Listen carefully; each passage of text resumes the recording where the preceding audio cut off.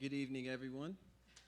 Faculty, staff, and student body, my name is Alan DeAndre Proctor, and I would like to welcome you to the great event on Germantown campus.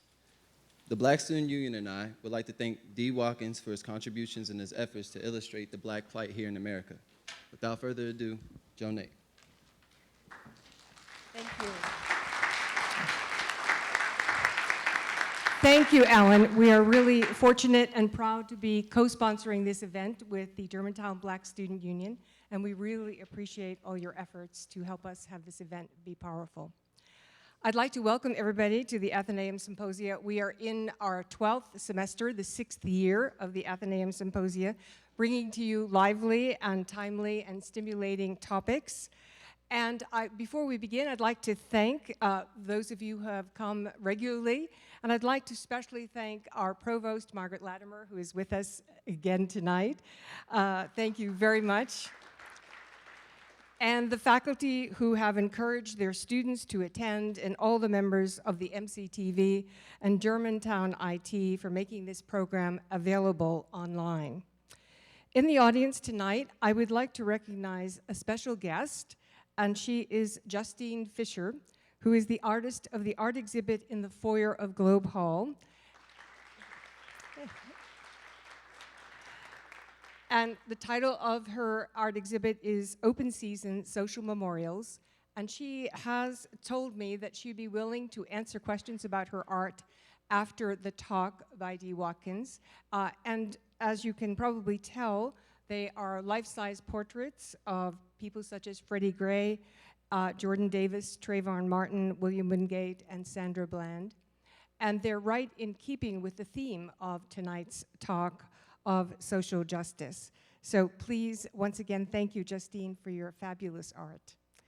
I want to also give a very special thank you to Dr. Vincent Intonde, who is Professor of History at Tacoma Park campus, and who has worked tirelessly to engage and to convince D. Watkins to speak to us this evening.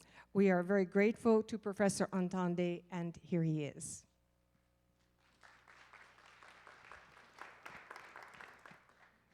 Thank you. Before we get started, I would also like to thank Provost Margaret Latimer and some other folks who were really instrumental in making tonight happen. Kimberly Herrera in Student Life, Dean Sharon Fechters in the Humanities Division, and also Tanya Baker, and especially Joan Nake. So I just want to give another thank you to you guys for organizing this. Today is a special day for Montgomery College. This is our first signature event for our new Institute for Race, Justice, and Community Engagement, which you will all be hearing much more about in the coming weeks and months ahead. And with that, I'd like to introduce today's speaker. D. Watkins is an editor-at-large for Salon. His work has been published in the New York Times, The Guardian, Rolling Stone, among other publications. He holds a master's in education from Johns Hopkins University and an MFA in creative writing from the University of Baltimore. He founded the Be More Writers Project and currently teaches at the University of Baltimore. D has been a recipient of numerous awards, including Ford's Men of Courage and Baltimore Magazine's Best Writer Award for 2015. He was featured in Baltimore Business Journal as being one of the top 40 under 40 to watch, and he was also featured in Oprah Magazine. D has been a guest commentator on Meet the Press, on MSNBC, CNN, and NPR. He is the author of the New York Times bestseller, The Cook-Up, A Crack Rock Memoir, and the B-side, Living and Dying While Black in America. And he is from and lives in East Baltimore. A colleague of mine and a longtime friend, Eric Singer, taught D at the University of Baltimore way back when. And I remember he used to always tell me that I had to meet this student D, that D was so full of talent and so remarkable. And so I met D a couple years ago as we all spoke at a conference together in Little Rock, Arkansas, and then we quickly became friends. There is no doubt that D is a gifted writer. It's what he chooses to do with his writing of why I respect him so much. If you go online and you'll see event after event where D is meeting with students, many from economically depressed areas, teaching them the importance of reading and writing and how it changed his life. Walk through the streets of East Baltimore and you'll hear about a man who never turned his back on where he came from and continues to help his community. What he has decided to do with his writing is is for me truly his greatest gift. And it's why I've been wanting to bring him here to speak to our students since the first day we met. So it's my great honor to introduce to you a writer, a professor, truth teller, and my friend, D. Watkins.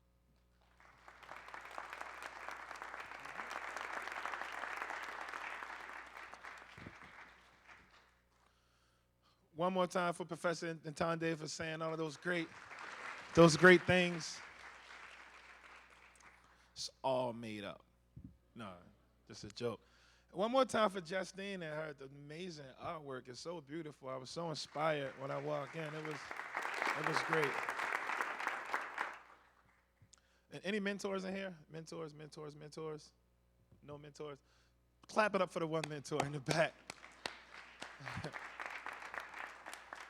I believe in mentorship. It's so important. Without mentors, many of us wouldn't be here right now. We're very lucky and very fortunate and very blessed that so many different people are giving pieces of their lives to make sure we properly raise the next generation. It's so important because if we don't, then it stops.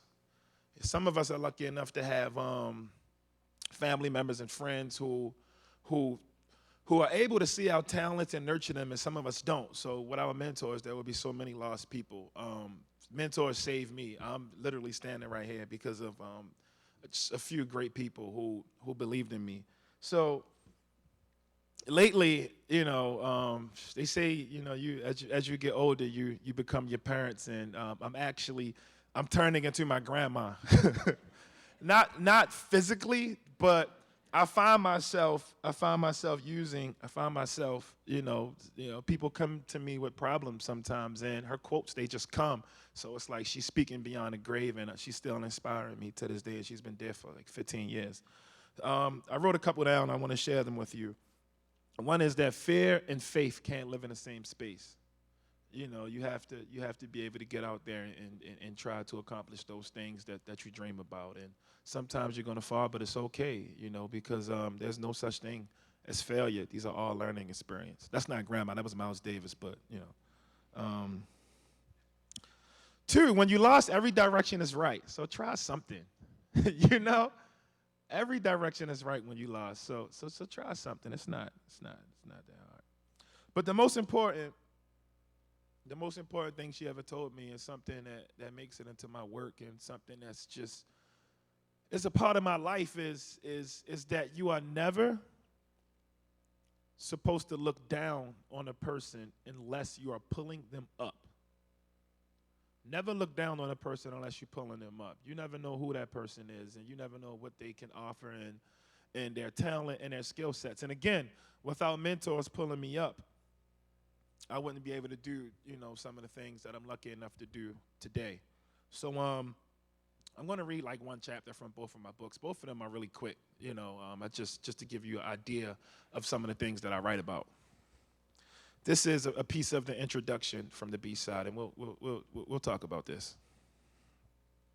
One night, I participated in a peaceful protest near downtown Baltimore. My fellow protesters and I were standing in solidarity with the citizens of Ferguson, Missouri, over the murder of Mike Brown, an innocent African-American teen who was on his way to college when he was cut down by a policeman's bullets. It felt good to unite with so many different people for the same cause, a diverse group with handmade signs and a shared sense of outrage. But even as we shouted for justice, I knew it wasn't enough from my experiences in rallying for the Gen 6 and Trayvon Martin. I do have an immense amount of respect for protesters, marchers, and organizers, but in the end, after all that chanting and marching, Darren Wilson, the cop who murdered Brown, still went free, and cops in America still feel comfortable killing innocent black people. Every time a black body falls at the hands of a rogue cop, the same protests erupt on one side, and the same naive voices echo the same nonsense on the other. Well, if they were innocent, why did they run? Why did they attack an officer? Why didn't they obey? I get where these confused voices come from in a perfect world. Innocent people should not have to run or protect themselves from the people responsible for protecting them. However, America is far from perfect, and African Americans are about as safe as a chunk of steak in a den full of starving lions. It doesn't matter if you stay or fight or run. Either way, they'll murder you. Freddie Gray in Baltimore ran, and when they caught him, he was murdered. Walter Scott in South Carolina ran, and he was murdered too. Oscar Grant in Oakland was face down on the ground with the cuffs on, and they murdered him. John Crawford in Dayton was minding his own business, shopping in Walmart, holding one of the store's BB guns. He was murdered for that. Mike Brown in Ferguson, who we were rallying for that night in Baltimore, put his hands up, and the cops blew holes through him. Sean Bell in New York was just trying to get married, and police killed him. Eric Gardner in Staten Island pleaded for his life after he was in custody, on video, in public, broad daylight, and they still killed him. Irvin Edwards, mentally ill and partially deaf, had his pants hanging low. Police tasered him to death for that. Jonathan Furrow in North Carolina wanted some help because he was in a car accident. Cops shot him to death as he reached out to them for assistance. Tamir Rice in Cleveland was only 12. Being a kid can't save you. He was murdered. Thaddeus McCarroll in St. Louis was killed because he had a knife in the Bible. Rakia Boyd in Chicago was killed by an off-duty cop who fired into a dark alley. Ramali Graham in New York tried to run into his home, and they got him. Katherine Johnson, a 92-year-old woman in Atlanta, was relaxing in her home, and police stampeded them like cowboys and killed her in a botched drug raid. Akai Garley in Brooklyn just happened to be in the stairwell, minding his own business with no weapon, and was killed for that. You can be from Africa like Amadou Diallo in New York, or known as a nice guy around Baltimore like Tyrone West or Anthony Anderson. It doesn't matter. No black person is safe. These killings happen almost every day in America, so much that the newspaper should print a daily death count with photos of the casualties like they do during wartime, because for black America, it is wartime. What's disgusting is that nearly all of these officers who commit these heinous acts are found innocent.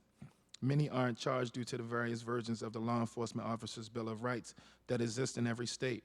In Maryland, where we live, police officers get 10 days before they even have to speak about the killings they're involved in, giving them ample times to make up the stories that normally get them off. So that was half of the introduction to the B-side.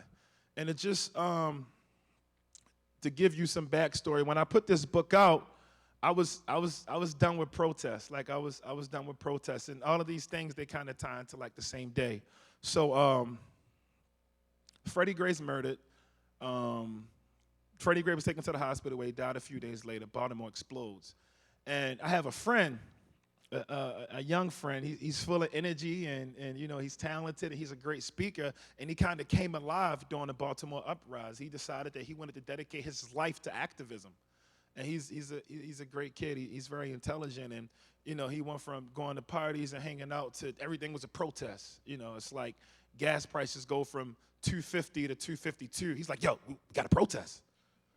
We got to get them back down to $2.50. You know, so one day, you know, I'm working on this book, and you know, I'm writing some different essays, and I'm having a lot of different ideas, and you know, I had both book deals at the time, so I'm working on two different projects at the same time, and I get a phone call from him.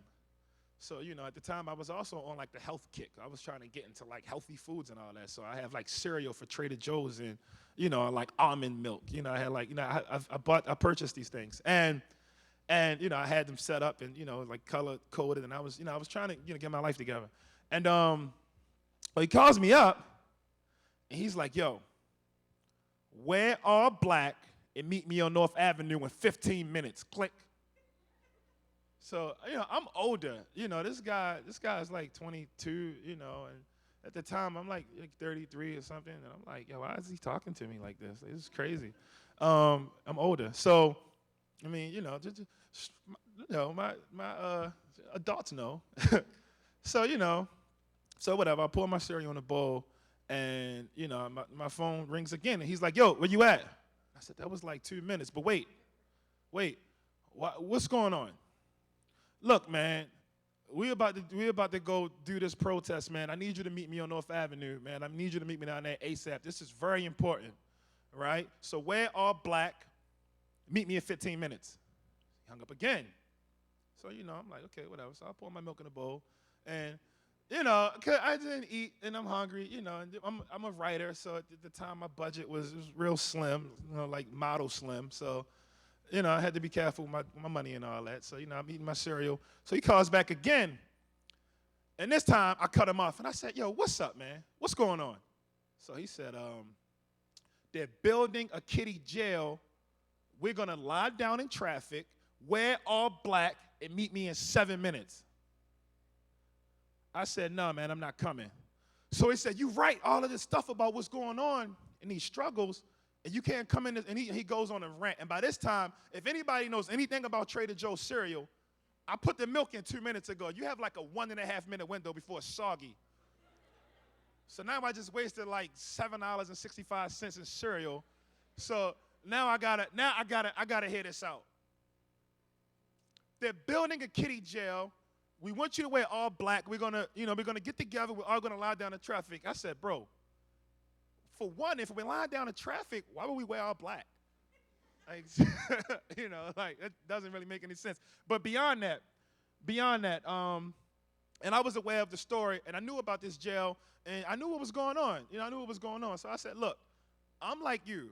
I don't think they should build this jail, but I also know, you know, and I should probably say this, he's from like suburb type area, and I'm from the streets, and I do work in the streets, and I work in the community, I work in the jails, I work in all these different places. So I know that a whole lot of kids who are like 14 and 15 years old were being forced to be housed with grown men because the kiddie jails were like, you know, overflowing with young people. So, you know, it's bad enough to get through the trauma of being in jail as a minor, but imagine doing that around a bunch of men that's like 35 and 40 years old. You're a 14, 15-year-old kid. So, no, I don't want the jail, but I also don't think these kids should be housed with adults. So, you know, the bigger key is to figure out how are we going to keep our young people out of the system. And I also don't think that lying down in traffic is going to get us the desired result. It just seems like a ploy for attention. So, no, I'm not going. And I didn't go, and of course he didn't get mad at me. And they lied down in traffic, and nothing happened. Everything's still on schedule. But for me, it was a big takeaway for me because, you know, I realized that my job is to get young people excited about reading, to get young people thinking critically, to put stories and ideas and books into their hands so that they can fall in love with reading and fall in love with telling their own story. Because when you're living in a society where you're not able to tell your own story, you're giving them the space to eat you alive. Why would Tamir Rice and Mike Brown get killed within, you know, interactions that were like 15 seconds and 20 seconds, right? You can only do that to a person that you don't understand or to a person that you don't even see as a person. So, you know, that's one of the fundamental things that's missing from our classrooms that I want to work on and that I try to work on. So I'm more powerful fighting that system, and I'll get into what I do more a little later, but I'm more powerful fighting that system than I am lying down in the street. You know, let somebody else lie down in the street. I shouldn't be lying down in the street. I should be using some of my resources to be able to get young people excited about reading and telling their stories. I'm more powerful that way. So, you know, that was a big takeaway for me.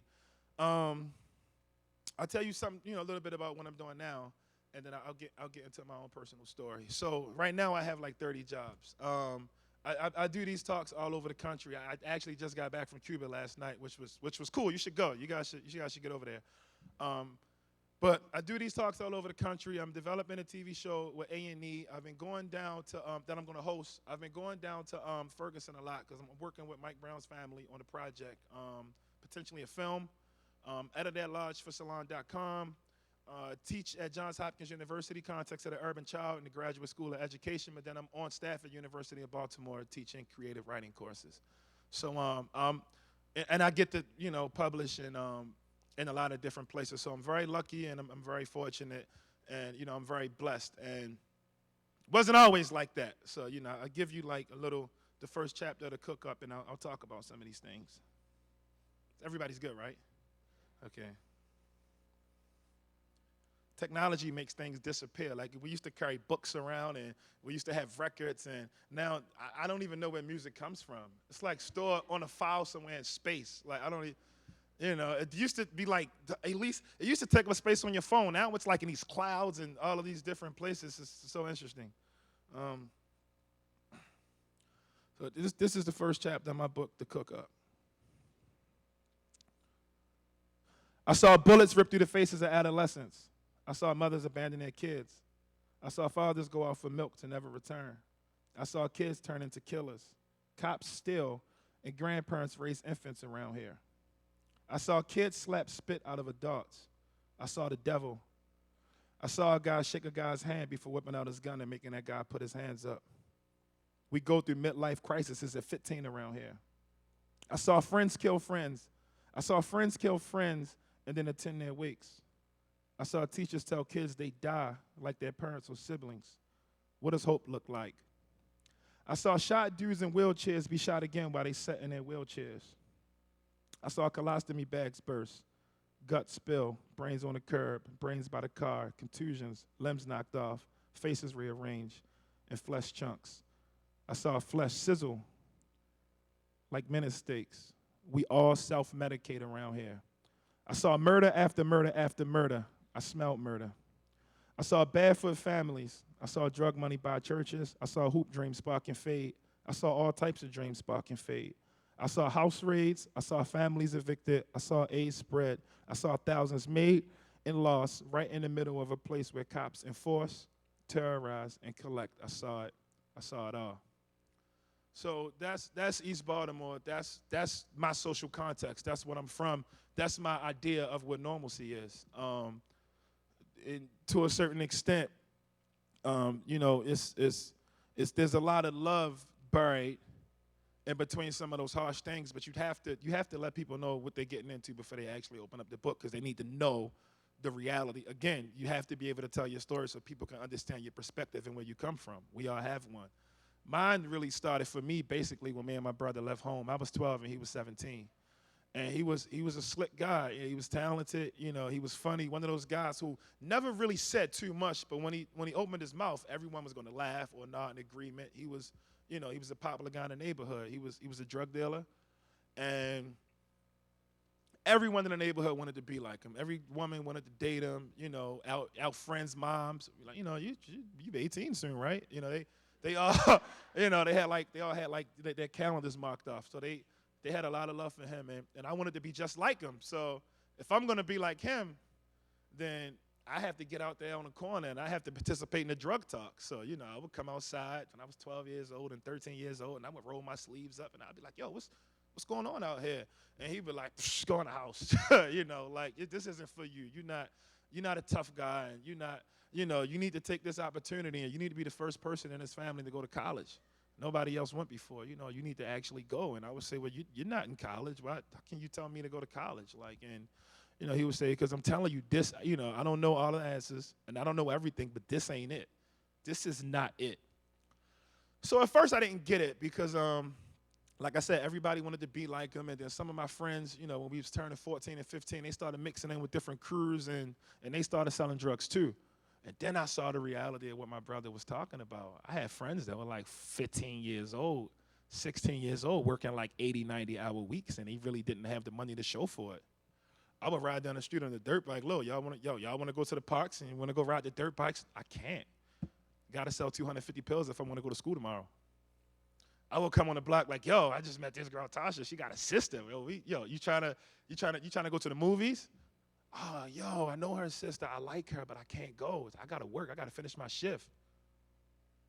So you have these kids working these full-time jobs, right? Paul Ryan says black people don't work. You have these kids working these full-time jobs, and I would sit back and I would say, yo, selling drugs is the most horrible thing in the world a person can ever do. Why would anybody in their right mind want to do this? And of course I can say that because my brother was out there, and, you know, and he used to buy me all of these, you know, like, you know, whatever a kid that's 13, 14, 15 years old from whatever neighborhood, housing projects or whatever would want. So, you know, I had video games, and I would give my friends, you know, bags of clothes and his old stuff, and, you know, I had some of those things, but I listened to him. I said, you know what? He's always right because he's him. So, you know, I listened to him, and I figured out how to get a meaningful education in my broken public schools. My schools, I didn't go to the best schools, but I have love for them, and I have love for the teachers who would work with the students who wanted to work with them. And this is how I got through it. So I would go to school, and if there's a class where there's like 60 students in there, or 45, 50 students in there, and they're joking, they rolling dice, and they playing around and all that, I wouldn't go to that class. I would go and talk to the teacher who had like the little Michigan State the poster on the wall, or the teacher that had like the little pictures of their college collages, and I'd be like, yo, how'd you get there? How'd you do that? Tell me exactly what I have to do to get there. And they would tell me. The best is I had a math teacher, and this guy, he had like a breakdown one day because everyone was in his class playing, and he was this old white dude named Mr. Cooney with this long beard, and he looked just like the guy on the KFC box, but he was bald up top, right? And he said, these rich kids in the county pay me big dollars to teach, this stuff that you can just get. Don't you want to go to college? And he went in the hallway, and he turned all red, and he ran out of the room, and I'm like, damn, like he almost lost a Birkenstock. So I had to, I waited, I thought I was cool too. So I waited till everybody left, and I caught him when he was coming back in the classroom, and I said, how much those kids pay you? He said, what you talking about, Watkins? I said, you said kids pay you for SAT math that you're teaching. I want to get tutored. He said, if you come, I'll do it for free. No, I don't want the handout. I want to pay the fee. I want to get. If you give it to me, I'm not really going to appreciate it. How much it costs? So he gave me the price, and I took the math, and I did okay. I wasn't, again, like I said, I wasn't like Doogie Howser. For the young kids, Doogie Howser is this little kid that became a doctor when he was like 2 years old. But I wasn't the smartest kid in the world, but I also, it's school. If you give me directions, I write it down, I look at it twice, I memorize it, I go take a test. I learn math logic and figure out what to do when I see, certain equations, whatever. It's school. It's not the most difficult thing in the world. It's very important, but a lot of times I think we quit or get frustrated over the most pedestrian things. Like it's not that difficult. We can, all of you guys are going to graduate and do great in life. I believe in you. So my brother used to always say, yo, whatever you go to college for, just make sure you're taking computers. Because this is like, so he's telling me this. I'm a teenager in the late 90s, and he's telling me that, if I go to college for computers, because people are going to be using, computers forever. And again, I didn't believe him. This is around the time when like a desktop was like $50,000. Everybody's going to have one of these. Like, we don't even have, what are you talking about? Like, I got a Neo Geo and a Sega Genesis. I don't have a computer. Like, no way everybody, he said, look, go to computers, go for computer. One day, everybody's going to have one. I said, okay. So that was going to be my focus, and I applied to a lot of different schools, and I figured I would get into one and find my way once I got in there. And I actually got into a couple. I had the worst grades, and SAT scores were pretty solid, especially coming from my area. So, I'm set. So I'm off to college, and, and this is for my white people in the audience. When you're a black person from my neighborhood and you're going to college, it's a big deal. So there's like a party, there's celebrations, there's festivities, there's like, for my family, it was like, yo, he's going to college, and we thought anybody was going to go but him. He used to ride a dirt bike through the lobby, so so he's going to college, and it was a big thing. And as I'm collecting the letters, and, I got letters from a couple of different schools, and I'm getting ready to hit my brother with this package in mail, and I'm celebrating with my mom and my aunt. We're having a good time, and then I got a knock on the door, and so open the door, and it's this crazy dude from the neighborhood named Ron that no one really listens to him. He's not crazy in a mental way, but crazy. He always has a story that just doesn't add up. The stories never. We have this uncle, a cousin, a friend. Their stories never add up. Never add up. He goes to the store. You give him $100 to go to the store. He brings back a receipt that says it's supposed to be $80 in change, and it's just he has like $50. So it never adds up. And he says, yo, I never forget this look on his face because it was heavy, and his eyes were, I never saw his eyes so focused and locked in, because he was a dreamy kind of guy. He was one of these guys, but he's like, yo, go find your uncle, go find your father, go get somebody. They just murdered your brother. I said, nah, man, you crazy. So I told my mom and my aunt, like, he said something happened a bit. He's crazy. Like, that's not a real thing. That's not a real thing. And so my aunt's like, you know, once you stay in the house, and I'm like, nah, I talked to him. Let me go outside and see what's going on, so I can get to let me get to the bottom of this. So I went outside, and I'm walking, through the lobby, and I get out front, and I see like a group of people starting to gather, and everybody's looking at me like I walked in class late. They're just looking like, and then people start saying, "Are you okay? Are you good? Are you good? What's up with you? Like, you need something?" And I'm like, "Yo, y'all crazy, man. Get off me." And as I get through the front of the crowd, people started pulling me, and they were crying, and it was just wild. And then I saw him right there, laid out. He wasn't staring at me. He was staring at something like beyond me. He was looking into heaven. He was gone. He was right there, and he was dead. And everything just dropped for me. So it's like I wasn't really thinking about college, and I wasn't thinking about, I wasn't thinking about anything, because this is like the person who wanted me to read so bad that he beat me up over reading a book. Like, I'd read the narrative of Frederick Douglass in high school because, again, he wanted me to be good at school. And this is the person who gave me all of the skills that I needed to be successful. And now he's gone, and now I'm just stuck, and I'm just sitting here looking crazy. And I didn't know what to do. So I didn't go to college, then. I stayed home, and a lot of my friends and family, they were coming out, and they were like, you should go. You should still go to college. All of these people, we want you to win. We want you to do good. You should try to figure this out and go to school. So I said, you know what? I'm going to go to school. So I went to this school called Loyola. I didn't want to go away because I still wanted to be close to my family.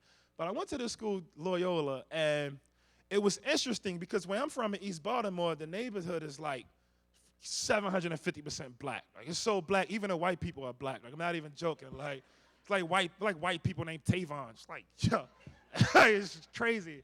It's crazy. So it's such a black neighborhood. And the only white people I ever met coming up were like housing police, and then maybe like social workers, like Michelle Fife on Dangerous Minds. Like, I never met like a young white person that was like 18 years old. Like, want to go to the basketball court? Like, I never met that guy. I didn't know Opie. I didn't know those guys. So, so I go to this college, which is like the whitest school in America. And I saw all of these things I never saw before, like hacky-sacky and acoustic guitars. And I'm like, what they doing up here? And then I'm hearing kids talk about Degrassi, and I'm like, yo, what the hell? What's Degrassi? Like, I didn't, and I'm not even trying to be funny. I never heard of these things. Like, I never heard of these things. So I think that with the way I think and navigate, I could have figured out my own way to understand the culture of the school. But at the time, I was just so messed up that my brother was gone that I was just like, I had like a wall built up on every side, and nobody was going to penetrate. I was so upset and so frustrated and so depressed that I couldn't think past that. So I said, you know what? I'm gonna hang in here. I'm gonna give school a shot. And I got a friend, Greedy Gary. His name's Nick in my book. He dropped out of 8th grade, and he was a good guy. He's a funny guy. Like, I miss him. He was one of my best friends. He was there for me a lot when my brother died. He eventually got murdered too. But at the time, I called him up, and I'm like, yo, I need help, bro. He said, what's up? I said, I need you to come hang out with me in my school. And he's like, what's up? And I was like, yo, I this school is really weird. I don't really understand it. I just need to be around somebody I know, and to get the ball rolling and everything. So he said, okay, cool. So he said, you got a problem? You got a problem with the principal? I'll punch him in his mouth. And I'm like, yo, it's not a principal, it's a dean. But no, I actually don't know him. Like, I don't know him, so it's all good. And he said, okay, cool, I'm coming up. So he hung around with me in my classes, and he hung around campus, and we agreed, man. We was like, yo, this isn't where it's at. So I dropped out of school, and I just started hanging out in the neighborhood a lot. And, at that time, I just felt like the best place and the safest place to be was in my neighborhood. So I started selling drugs. I jumped in here first, and I didn't jump in like by mistake. Like, I jumped in with the intent to win. So like, I was trying to win. Like, I really wanted to win. Like, I wanted to make a big splash. So I did that in And it just wasn't me. Like, it didn't work. And the deeper I got into it, the more I realized that, because I think part of it too was I made all these friends, and I think since I lost my brother, I was just in search of like family, like people to connect with. And when the money was great, everybody was my family. And then when the money would fluctuate and go up and down, these family members would be like, yo, like where's everybody? It's like, trying to find like an Enron employee right now. It's like you don't know what these guys are. And I realized that it wasn't me, and I didn't want to do it anymore. And people always ask, well, how'd you stop? Weren't you in too deep? And I said, well, in Baltimore City, 97% of the black people born in poverty die in poverty. So when a drug dealer walks away, there's like 100 people that want that job. It doesn't really take a lot to fill that position. It's a city where, and this is not me. This is from Carl Alexander's book, The Long Shadow. 40 years of research on, I think it was like 800 different poor white and black families, and he basically found that a black person with some college who never been to jail has less of a chance of getting a job in Baltimore than a white person with some felonies. So it's like selling heroin is the only place that's always hiring, and that's been studied over the last 35, 40 years. So I didn't want to do it anymore. Like I said, I'm not the sharpest guy in the world, but I saved some money and I bought a liquor store. And I kind of had like a similar experience with the liquor store. It's like, it's like the same thing but legal, because I would see the same people come in, and and some people, it's like alcohol is the best therapist for some people, like in it, but not really, because as soon as you sober up, the problems come back. And so I bought this liquor store. This is before I decided to walk away from it. I bought this liquor store called Stadium Hideaway, and Stadium Hideaway was like we used to call it like an old head bar, because like a lot of older people used to come in there, and they would like they would drink, and they would hit the jukebox, and they would play like those older songs, like You Make Me Happy, like they play all that stuff. And I don't know that song either, but I know it a little bit. But everybody, you've been to a cookout, you heard it. Anyway, they would play these songs, and I didn't make any money. So that also helped. I didn't make any money until this guy came in the store, and he taught me about poker machines. And this is before we had casinos in the city and all that. So, he told me that, if I put these poker machines, in the store, it's going to change my life. And he was right. I put the poker machines in the store, and I felt like I could be rich in a year. I mean, people played those machines. I don't know if you guys ever been to the inner city and see the dusty little machines in the stores. I just, as a kid, I didn't know why people played them. I just thought they liked to throw money away. I didn't know that the guy behind the counter was actually paying out. Long story short,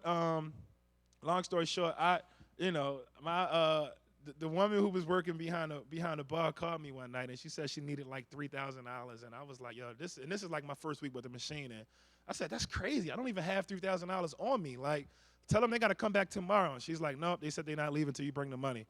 I said, oh man. So I went and asked some people, and I got some money together, and I went down the store and I paid them, and I called the machine guy. Like, I remember it's like 3 o'clock in the morning. I said, yo, come get these machines, man. I think they broke.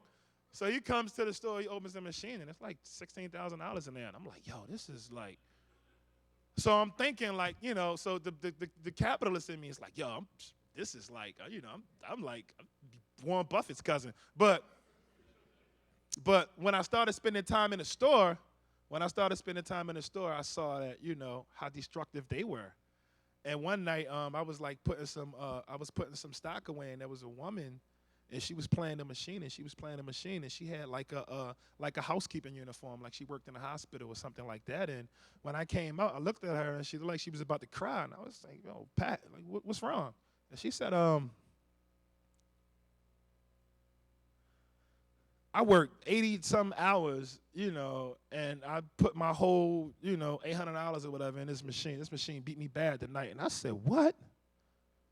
She said she put all her money in the machine. So I said, man, that's crazy. So I went to the back of the store, and I had like a little stash. And I had like $350, $400, and I came out and I gave it to her. And I said, look, but take this and just pay me back whenever you get it. Like, it don't even matter. So she said, oh, thank you, baby, whatever, I love you so much. Stuff that, people say to young people. So I go back and I finish, putting stock in the machine. I come back out, and she put that in the machine. So I said, yo, I said I can't do this no more, and that's when I went to school, and just the condensed version. I discovered writing, and I discovered storytelling, and I've read so much that I realized it was a lane for me, and then I worked overtime. If I found out there was a writer putting in 60 hours a week, I put in 600.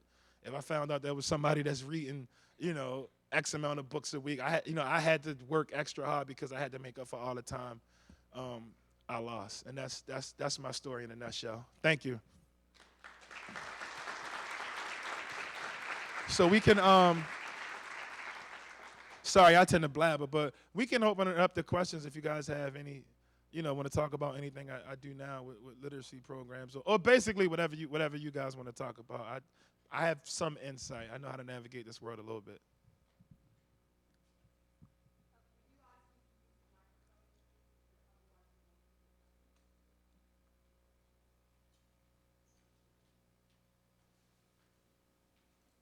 Oh, cool. Okay. Hey, can we clap it up for the brave soul? The first question is always the toughest one. The first question is always the toughest one.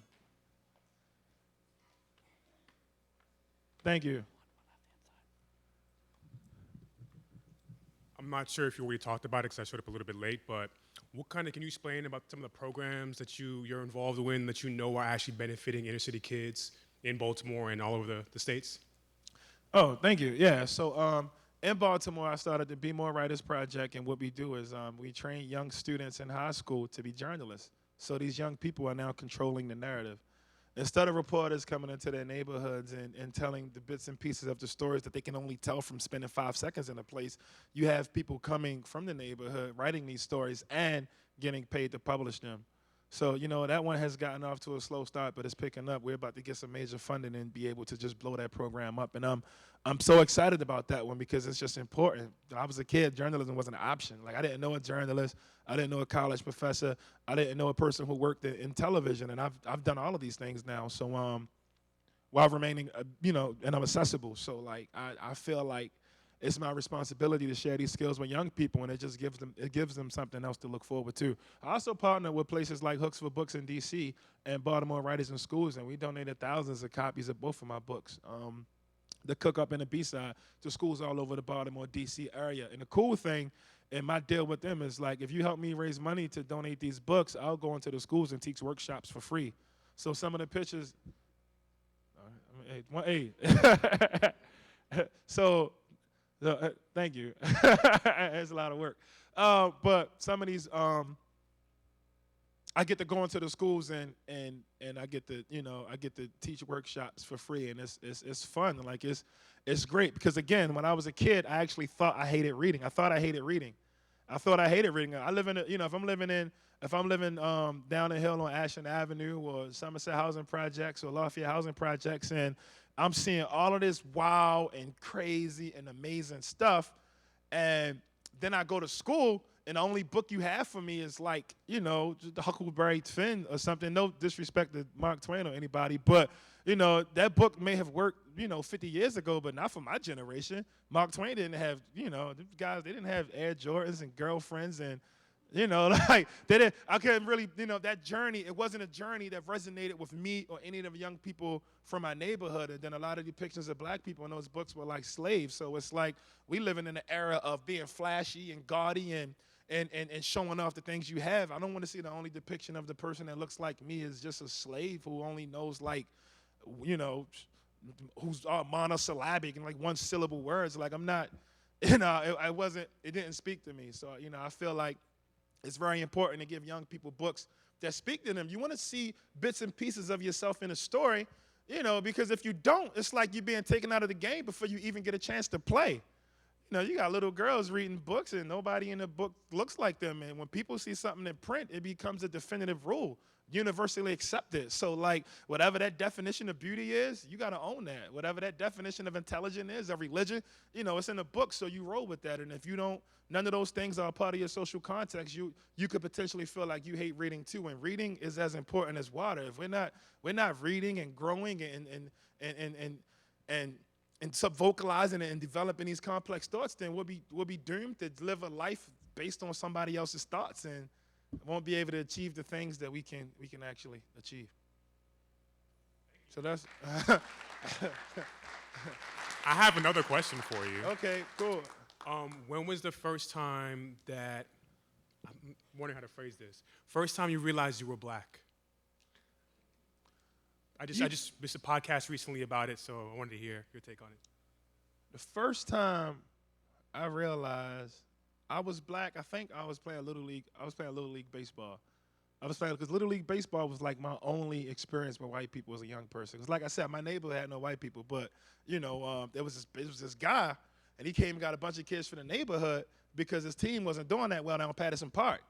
So it's on Patterson Park, and he's like, "Yo, we need the black athlete. We need somebody like Deion Sanders to run them bases and steal them backwards and all that." So I was like, I can try baseball out, and me and my cousin went down there. He was good. I sucked, man. He threw me out in right field, like at like the end of the game for like charity work and all that. But when I got out there, we started having altercations like on the first day, and it's like, I would come out there, and I'm a little kid, but I would come out there ready to play ball, and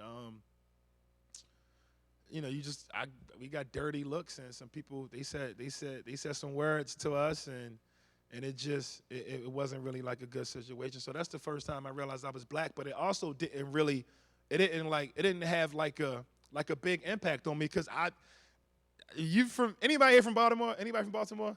When you're in Baltimore, you don't leave your neighborhood, really. Like, you don't. You really, I know people who never left the projects until they tore them down. And then when they tore them down, they went and grabbed a brick for a souvenir.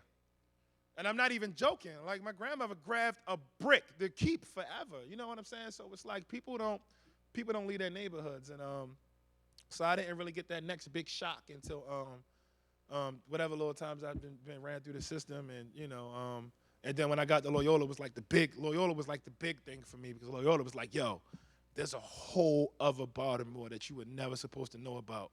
And they eat a lot of mayonnaise. He's like, yo, it's mayonnaise dispensers, and it was just crazy. I was like, this is out of control.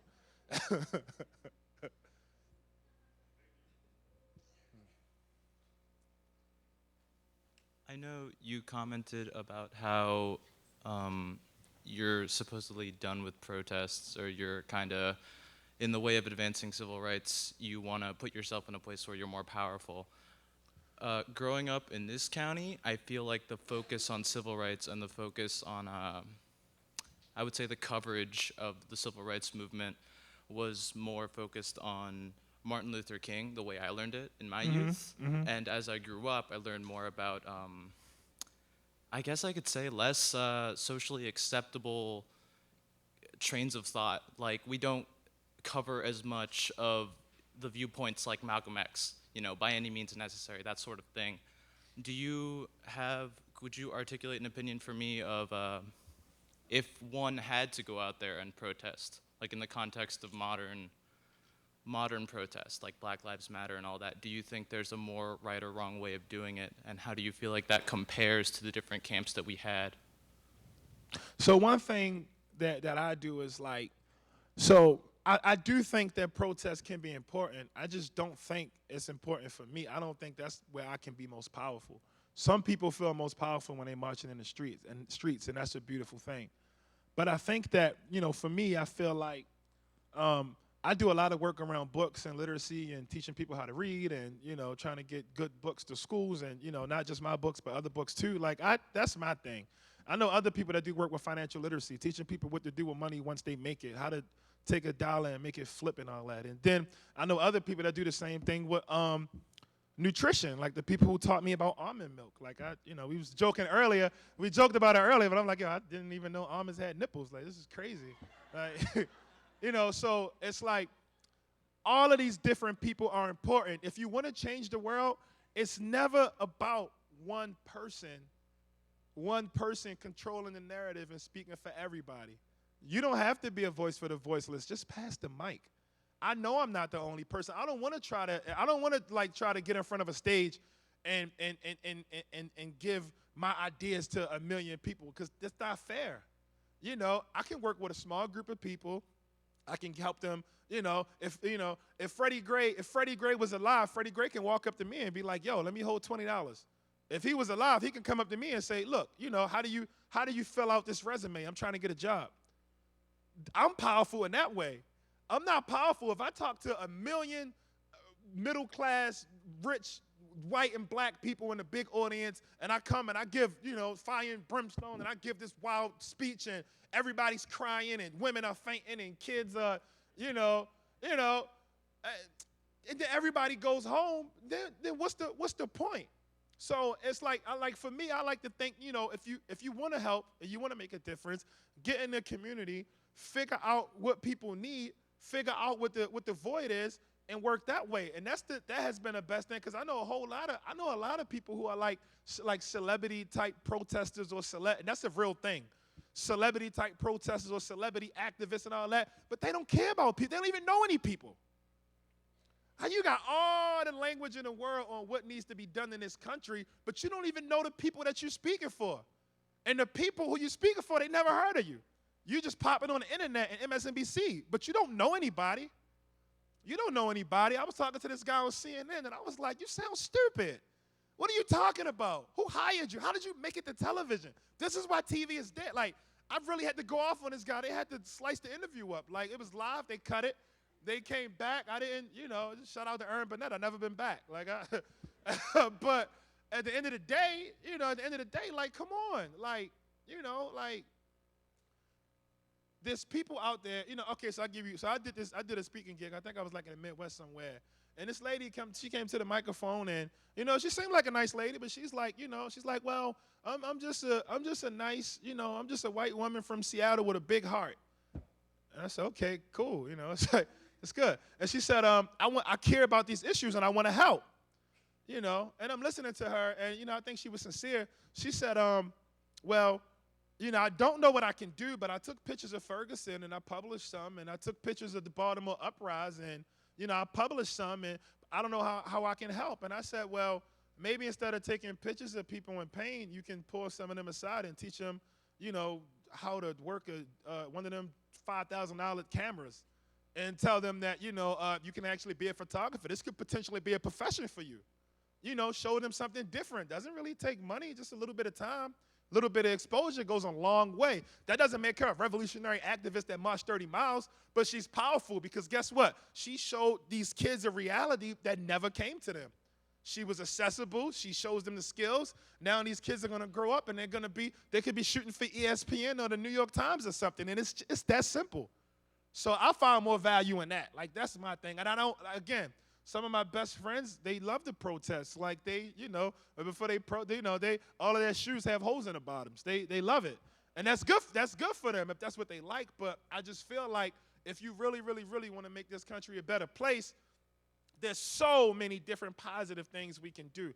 You can have peaceful protests, but you can also have,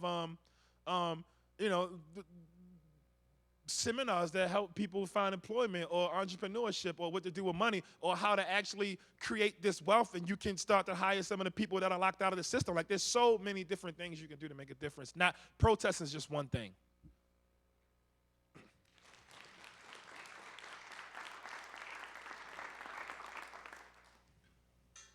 Good evening.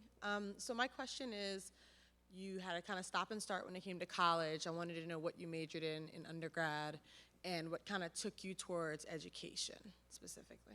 So it's a long answer, but I'll do it quick. So undergrad, I had one class with this great history teacher named Eric Singer, and I switched my major from criminal justice I was the criminal taking criminal justice. I switched my major from criminal justice to history. And and I loved it. I loved it, and I loved it. And I wanted to go to Johns Hopkins because it was right around the corner from my house. They had a program. It was like a 5-year PhD program, and it paid a stipend. So I'm like, these are all of the things that I need to to get my life together and all that. So I applied to the program, and I didn't get in. So I was out of town somewhere when I got the letter in the mail. My little brother called me. He said, "You got a letter from Hopkins." I said, "Well, yeah, I'm going to grad school. They probably letting me in. You should probably open that." So he's like, "Yo, they actually didn't let you in." And I'm like, "Yo, stop lying." He said, "No, they did." I said, "Okay, close the letter." Close the letter. I'll deal with them when I get back. And I'm one of them type of people where I think that's like my first offer. So I figure I can call them up and say, "Look, okay, let's figure this out." So I called the guy up.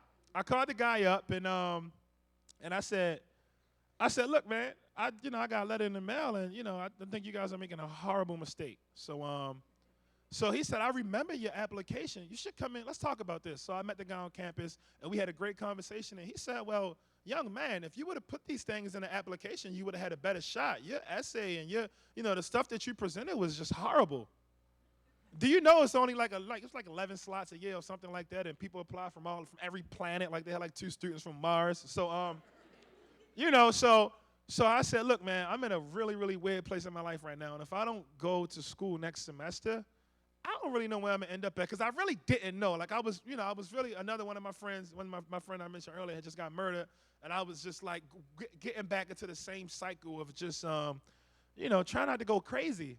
And my friend that was murdered, he was tortured, so it was bad. Like he had a closed casket funeral. Like they burnt his eyes and all that. So it was a bad situation. And the guy said, well, look, you got pretty good grades, and I think you're a pretty sharp kid.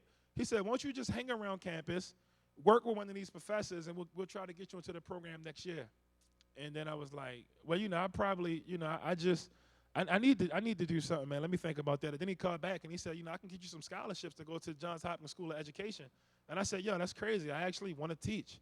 So I went to the School of Education, and in the School of Education, I took a class on teaching children how to write memoir. And I loved the class so much, it blew my mind. And I was like, yo, I just found like my mission. My mission is do something involved with storytelling. Like I'm addicted before I even got started. So I finished that. I doubled up on my classes, and I finished that 2-year program in a year. And then while I wasn't supposed to do it, it was kind of illegal. While I was in school at Hopkins, I was also in a MFA program at University of Baltimore. So I was in 2 graduate programs at the same time. They don't know. They don't talk. They don't talk. They don't talk. So I got into the MFA program because I knew I wanted to be a professional writer, and I knew I wanted to teach writing, and I knew this is what I was going to do. Like I had a plan, I had a clear focus, and the first time I didn't even think about anything monetary at all. Like I was flat broke, but I was so into the books I was reading and what I was taking from them, and I just felt like I was being fed every day. Every day I felt like I was being fed, and that was like one of the best decisions I ever made.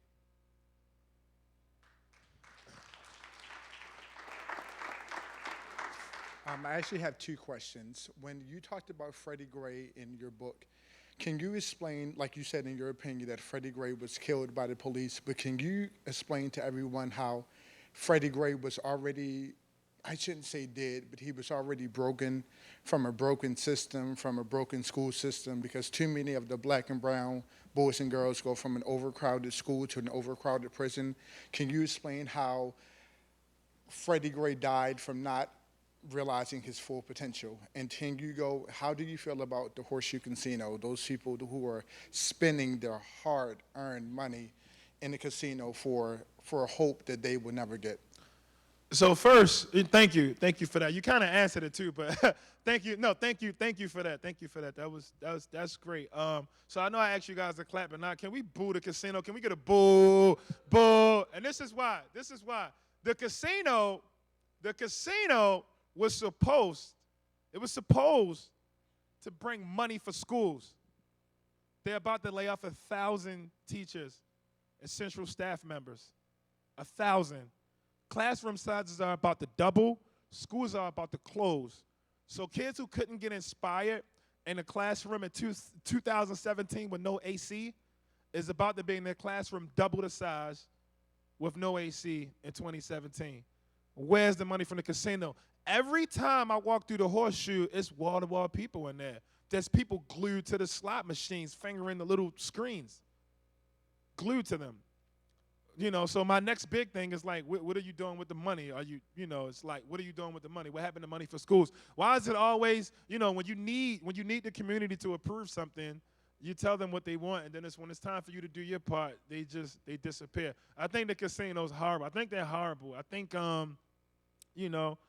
they breed addiction, and they just don't help. And as far as Freddie Gray, I can't front being young and black, and a young black person from Baltimore is tough, because you're not just fighting against one system. You're fighting against so many different systems because your school is probably underfunded. Your school's probably failing. Your school probably doesn't have the resources you need so that you can be able to compete with a kid in a county school. You could get murdered in your neighborhood. You could get murdered by a police officer. So these two different people that can take you out of here, and none of them are going to get punished for the crime. The murder clearance rate in Baltimore is like 13, 14%, something like that. That's a lot of dead people with no killers walking around out there. So it's tough. And then, the food situation is tough. Everything around is just salt. There's nothing to eat but salt. You got to it takes a month drive to get one apple. You know what I'm saying? And then you got to share it. So it's like you're dealing with that situation too. And then you also dealing with a culture of education that doesn't really exist, right? You got people who think that if you send kids to school, they learn and that's it. They don't understand that school's only good for like 15, 20%. The rest of it has to happen at home. So, you have all of these different things going on top of the fact that people outside of your neighborhood look at you and think you crazy. They look at you and think you're crazy. I had an event. I had an event, and I couldn't find the address. And I shouldn't laugh at this because it's not funny. But there was like maybe like a 30-something-year-old white woman walking down the street, and I mean, maybe I wasn't dressed nice. I thought I was dressed nice. Like I looked in the mirror like twice before I came outside, and I mean, I thought I was good, but I just said, "Hey, excuse me, miss, is this?" Just like that. And then she looked at me and she took off running. And like she started running and I'm like, yo, where's she going at? And then she runs and I guess she laps around the block or whatever. But I find the address on my own and I go inside there. And then maybe like 5 minutes later, she walks through the door and she's the person responsible for making sure I have a charger for my phone and hanging my coat up and getting me a bagel. And she apologized the whole day. And I'm like, yo, it's not about you apologizing the whole day. It's just understand that, like, I don't want to rob you or kill you. I just want to sell books. And we'll be doing that upstairs in like the next 5 minutes. Shameless plug. Hey, but, I think we have time for one more question. So it has to be the best question in the history of questions. There's a lot of pressure on this last person. You have to redefine what a question means. Flip the question mark around. That's a lot of pressure, though. I believe in you. So I know that you mentioned before that you help like a lot of when it comes to like extracurricular, like critical writing thing. Do you ever think about working with like younger kids? Because personally, I'm a firm believer of like, the generation is growing and it's nowadays, with everything going on. Fortunately, in our generation, the ones we're in right now, we kind of grown into we're so used to seeing, it's with all the whole unison pretty much. But back to what I was saying, like my son got raised by my ex, which he's African American, and he swears up and down he's black. So it's the funniest thing ever. But so I'm trying to convince him not. But the whole thing is that like have you ever thought about working with younger kids? So that way, again, because since they're the ones that are sponges. They're the ones that grow. They listen to everything. Meanwhile, of course, the older ones, of course, but the younger ones, I feel like would make the most impact. Have you ever thought about that? I mean, I'm just one guy, and I've been a professional for maybe like 3 years now, top. So it's like I'm still finding my way through all of this. I would like to write a children's book one day, but maybe one of the kids I mentor will write the best children's book ever. And that's what it's about, because when you try to do everything, you just don't get anything done. And you have to realize that you aren't the only person. You're just one guy. I get the opportunity to go to so many schools, and when I'm home, I get the opportunity to work with so many up-and-coming writers, people who are going to have book deals around this time next year, or maybe even later this year, people who are getting agents, people who are trying to get published in certain magazines. Sometimes I can help, sometimes I can't, but I'm always there for insight and to be able to proofread and critique and make sure that, that they have a person to support them through this process. So maybe I'm not the guy. I mean, to be honest, I actually don't really know any children. Like, I don't know a lot of children like that are like under like middle school, like elementary school kids, the infants. Like, you kind of meet me around like 6th grade is like when I enter your life. Like anything under that, I don't I like them. I just I don't meet them because, like I speak at colleges and I speak at high schools and some middle schools and then I speak at some jails and then I eat dinner at like midnight most times and I sleep like 3 or 4 hours a day. So it's like I'm never in spaces to meet kids. So every time I meet a kid, it's like, it's new, it's interesting. It's a new perspective for me. I'm like, yo, like, how is it down there? Like what's like, how you kids, how you guys responding to this whole Trump thing? And the kids are like, so it's all new. But I think that if I don't do it, I guarantee that I'll get the opportunity to support someone who is, and that's how you build a community. That was a great question. That was great. Do we have time? We have time for one more? Okay, we can. The boss says we can do one more. One more before we cut the tape. Okay, we'll do 2 more. We'll do both. No, we'll do both. We'll do both. Hi. I would like to know how did you manage to distance yourself when you started studying from the bad environment?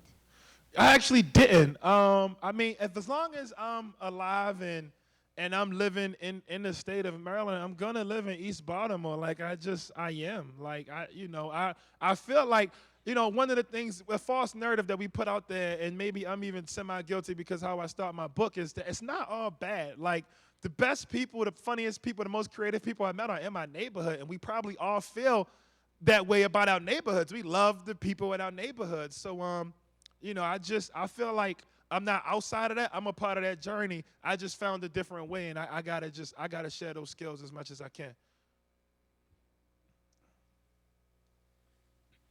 I just want to ask, how do you find like motivation and willpower to do everything that you do? Because I understand that as you do things over time, it starts to get a little bit harder.